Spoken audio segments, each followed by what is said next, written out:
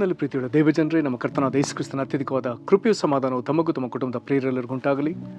ಹೃದಯಂಗಮ ಮಾತು ಎನ್ನುವ ಈ ವಾಕ್ಯದಾನದ ಸರಣಿಯಲ್ಲಿ ಈ ತಿಂಗಳು ನಾವು ಪಾಪಕ್ಷಮಾಪಣೆ ನಿಶ್ಚಯ, ಹೃದಯಂಗಮ ಮಾತು ಎನ್ನುವ ಈ ವಾಕ್ಯದಾನದ ಸರಣಿಯಲ್ಲಿ ಈ ತಿಂಗಳು ನಾವು ಪಾಪಕ್ಷಮಾಪಣೆಯ ನಿಶ್ಚಯ, ಭರವಸೆ ಮತ್ತು ಪ್ರಾರ್ಥನೆ ಕುರಿತಾಗಿ ಧ್ಯಾನಿಸುತ್ತಿರುವಲ್ಲಿ ಈ ಮುಂಜಾನೆ ನಾವು ಧ್ಯಾನಿಸುವಂಥ ದೇವರ ವಾಕ್ಯದ ಭಾಗ ಲೂಕನು ಬರೆದ ಸುವಾರ್ತೆ 15ನೇ ಅಧ್ಯಾಯ 31 ಮತ್ತು 32ನೇ ವಚನಗಳು. ಲೂಕನು ಬರೆದ ಸುವಾರ್ತೆ 15ನೇ ಅಧ್ಯಾಯ 31 ಮತ್ತು 32 ವಚನಗಳು.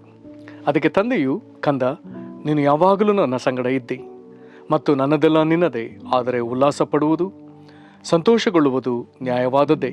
ಯಾಕಂದರೆ ಈ ನಿನ್ನ ತಮ್ಮನು ಸತ್ತಮನಾಗಿದ್ದನು, ತಿರುಗಿ ಬದುಕಿ ಬಂದನು, ಪೋಲಿ ಹೋಗಿದ್ದನು, ಸಿಕ್ಕಿದನು ಎಂದು ಹೇಳಿದನು.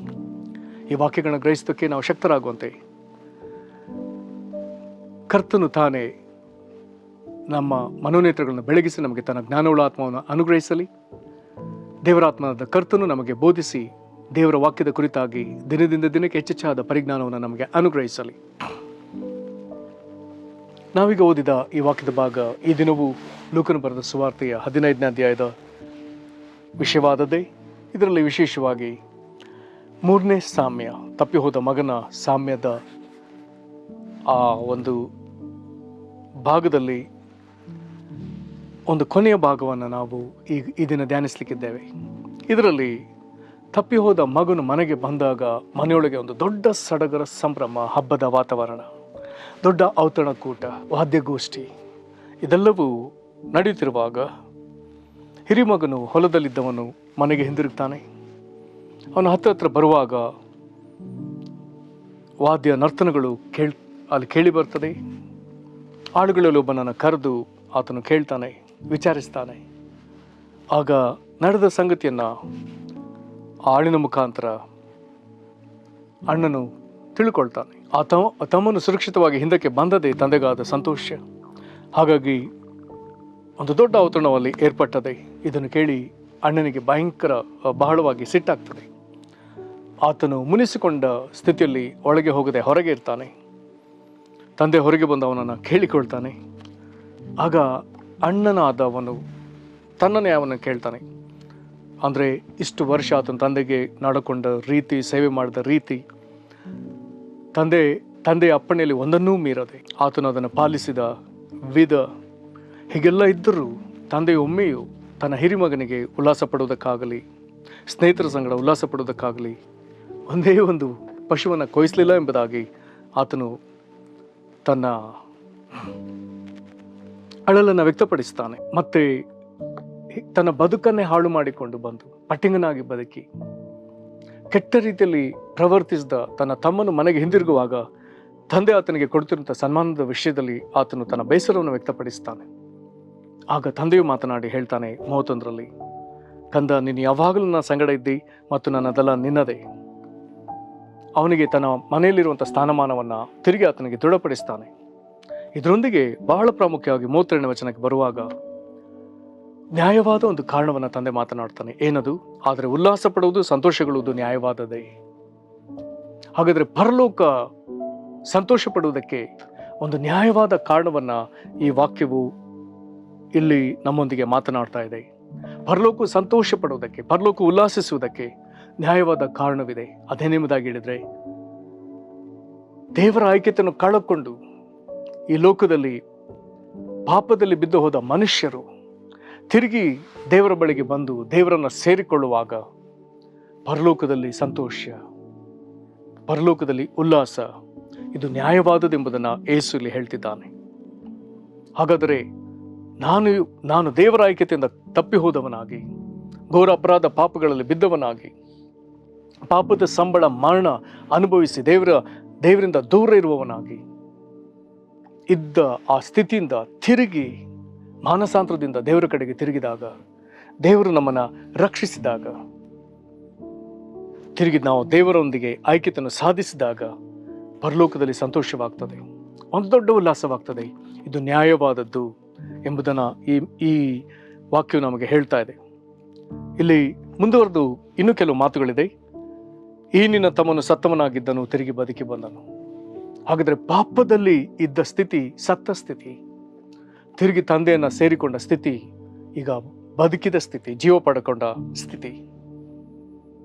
ಪ್ರೇರೆ, ಪಾಪದ ಸಂಬಳ ಮರಣದಿಂದ ದೇವರ ಜೀವವನ್ನು ಕಳಕೊಂಡಿದ್ದ ನಾವು ತಿರುಗಿ ದೇವರ ಜೀವದಲ್ಲಿ ಸೇರಿಕೊಂಡದ್ದು ಪರಲೋಕಕ್ಕೆ ಎಷ್ಟೋ ಸಂತೋಷ. ಅದೇ ವಿಧದಲ್ಲಿ ಪೋಲಿ ಹೋಗಿದ್ದವನು ಸಿಕ್ಕಿದನು. ಒಂದು ವೇಳೆ ತೀರಾ ಕಳೆದು ಹೋದವರು, ಅಥವಾ ಇನ್ನೊಂದು ಮಾತಿನಲ್ಲಿ ಹೇಳುವುದಾದರೆ ಆತ್ಮ ಸಂಬಂಧವಾಗಿ ದೇವರ ಐಕ್ಯತನ ಕಳಕೊಂಡವರು, ರಕ್ತ ಮಾಂಸದ ಸಂಬಂಧದಲ್ಲಿ ಸೈತಾನನ ಐಕ್ಯತೆಗೆ ಹೋದವರು, ಈಗ ಸೈತಾನನ ಸಖ್ಯವನ್ನು ಬಿಟ್ಟು ಆತ್ಮಸ್ವರೂಪನಾದ ದೇವರ ಐಕ್ಯತೆಗೆ, ಕರ್ತನ ಸಂಸರ್ಗದಲ್ಲಿ ಇರುವವನಾದರೂ ಆತನೊಂದಿಗೆ ಒಂದೇ ಆತ್ಮನಾಗಿದ್ದಾನೆ ಎನ್ನುವಂಥ ವಾಕ್ಯದ ಪ್ರಕಾರ ತಿರುಗಿ ದೇವರ ನೀತಿಯಲ್ಲಿ, ತಿರುಗಿ ದೇವರ ಜೀವದಲ್ಲಿ, ತಿರುಗಿ ದೇವರ ಸಾರೂಪ್ಯದಲ್ಲಿ ಆತನನ್ನು ಸೇರಿಕೊಂಡವಲ್ಲ. ಇದು ಪರಲೋಕ ನಮ್ಮ ವಿಷಯದಲ್ಲಿ ಸಂತೋಷ ಪಡುವುದಕ್ಕೆ ಶ್ರೇಷ್ಠವಾದ ಕಾರಣ. ಮರಣಾವಸ್ಥೆಯೊಳಗೆ ಹೋದವರು ತಿರುಗಿ ದೇವರ ಜೀವದಲ್ಲಿ ಪಾಲು ಹೊಂದಿದ್ದು ಪರಲೋಕ ನಮ್ಮ ವಿಷಯದಲ್ಲಿ ಸಂತೋಷ ಪಡುವುದಕ್ಕೆ ಕಾರಣ. ಈ ವಾಕ್ಯವನ್ನು ಕೇಳ್ತಿರುವಂತ ನಾವು ಹಾಗಾದ್ರೆ ತಿರುಗಿ ಮಾನಸಾಂತರದೊಂದಿಗೆ ದೇವರನ್ನು ಸೇರಿಕೊಂಡಾಗ, ದೇವರ ಜೀವದಲ್ಲಿ ಸೇರಿಕೊಂಡಾಗ, ದೇವರ ಜೀವದಲ್ಲಿ ಅಥವಾ ದೇವರ ನಿತ್ಯ ಜೀವದಲ್ಲಿ ಸೇರಿಕೊಂಡಾಗ ಪರಲೋಕಕ್ಕೆ ಸಂತೋಷವಾಗುವಂಥದ್ದು ನಮ್ಮ ನಿಮಿತ್ತ ಅದು ನ್ಯಾಯವಾದದ್ದು. ಪರಲೋಕ ಇದನ್ನು ಒಪ್ಪಿಕೊಳ್ತದೆ. ಪ್ರೇರೆ, ನಾವು ದೇವರ ಜೀವದಿಂದ ತಪ್ಪಿ ಹೋಗಿದ್ರೆ, ಮರಣಾವಸ್ಥೆಗೆ ಜಾರಿ ಹೋಗಿದ್ದರೆ, ದೇವರ ನೀತಿಯಿಂದ ಜಾರಿ ಹೋಗಿದ್ದರೆ ತಿರುಗಿ ಅದರಲ್ಲಿ ಸೇರಿಕೊಳ್ಳುವುದಕ್ಕೆ ಅವಕಾಶವಿದೆ. ಇಲ್ಲಿ ಒಬ್ಬ ತಂದೆಯು ಇಂಥ ಒಬ್ಬ ಮಗನನ್ನು ಸೇರಿಸಿಕೊಂಡಿರುವುದಾದರೆ ಇದರ ಅರ್ಥ ಪರಲೋಕದಲ್ಲಿರುವ ನಮ್ಮ ತಂದೆಯೂ ಸಹ, ಪರಲೋಕದ ದೇವರು ಸಹ ನಮ್ಮನ್ನು ಇದಕ್ಕಿಂತಲೂ ಎಷ್ಟೋ ಹೆಚ್ಚಾಗಿ ಸೇರಿಸಿಕೊಳ್ಳುವುದಕ್ಕೆ ಮನಸ್ಸುಳ್ಳವನಾಗಿದ್ದಾನೆ. ಆತನು ಇದಕ್ಕಾಗಿ ಕಾಯ್ತಿದ್ದಾನೆ. ತಪ್ಪಿ ಹೋದ ಮಗನು ಹೇಗೆ ಎದ್ದು ತಂದೆ ಬಳಿಗೆ ಬಂದನೋ ಹಾಗೆ ನಾವಾಗಿ ಎದ್ದು ದೇವರ ಬಳಿಗೆ ಹೋಗಬೇಕಾಗಿದೆ. ನಮ್ಮನ್ನು ಇದಕ್ಕಾಗಿ ಒಪ್ಪಿಸಿಕೊಡೋಣ. ಇದರ ನಿಮಿತ್ತವಾಗಿ ಪರಲೋಕದಲ್ಲಿ ಒಂದು ದೊಡ್ಡ ಸಂಭ್ರಮವಾಗ್ತದೆ. ಇದು ನ್ಯಾಯವಾದದ್ದು. ಪರಲೋಕಕ್ಕೆ ಇದು ನ್ಯಾಯವಾದದ್ದು. ಪರಲೋಕವು ಈ ಸಂತೋಷವನ್ನು ಅನುಭವಿಸಲಿ. ಪರಲೋಕದ ತಂದೆಯು ನಮ್ಮ ನಿಮಿತ್ತ ಈ ಸಂತೋಷವನ್ನು ಅನುಭವಿಸಲಿ. ಇದಕ್ಕಾಗಿ ನಮ್ಮನ್ನು ಒಪ್ಪಿಸಿಕೊಡೋಣ. ಪ್ರಾರ್ಥನೆ ಮಾಡೋಣ. ಕರ್ತನೇ, ಪಾಪ ಕ್ಷಮಾಪಣೆ ನಿಶ್ಚಯ, ಪಾಪ ಕ್ಷಮಾಪಣೆ ಭರವಸೆ, ಪಾಪ ಕ್ಷಮಾಪಣೆಗಾಗಿ ಪ್ರಾರ್ಥನೆ, ಇವೆಲ್ಲವನ್ನ ವಾಕ್ಯದಲ್ಲಿ ಇರಿಸಿರುವಂಥ ನಮ್ಮ ದೇವರೇ, ತಪ್ಪಿ ಹೋದ ಮಗನು ಹಿಂದಕ್ಕೆ ಬಂದಾಗ ಆತನ ಅಣ್ಣನಿಗೆ ಎಷ್ಟೋ ಒಂದು ಮನಸ್ಸಿನಲ್ಲಿ ಕಸಿವಿಸಿ ಆದಾಗ ತಂದೆಯು ಅದನ್ನು ತಕ್ಕ ಮಾತುಗಳಿಂದ ಅದನ್ನು ಆ ನ್ಯಾಯಬದ್ಧವಾದ ಕಾರಣಗಳನ್ನ ಮಾತನಾಡ್ತಾನಲ್ಲ, ಆದ್ರೆ ಉಲ್ಲಾಸ ಪಡುವುದು, ಸಂತೋಷಗೊಳ್ಳುವುದು ನ್ಯಾಯವಾದದೇ. ಯಾಕೆಂದ್ರೆ ಈ ನಿನ್ನ ತಮ್ಮನು ಸತ್ತವನಾಗಿದ್ದನು, ತಿರುಗಿ ಬದುಕಿ ಬಂದನು, ಪೋಲಿ ಹೋಗಿದ್ದನು, ಸಿಕ್ಕಿದನೆಂದು ಹೇಳಿದೆಯಲ್ಲ ಸ್ವಾಮಿ. ಕರ್ತನೆ, ಇದನ್ನ ನಾವುಗಳು ಸಹ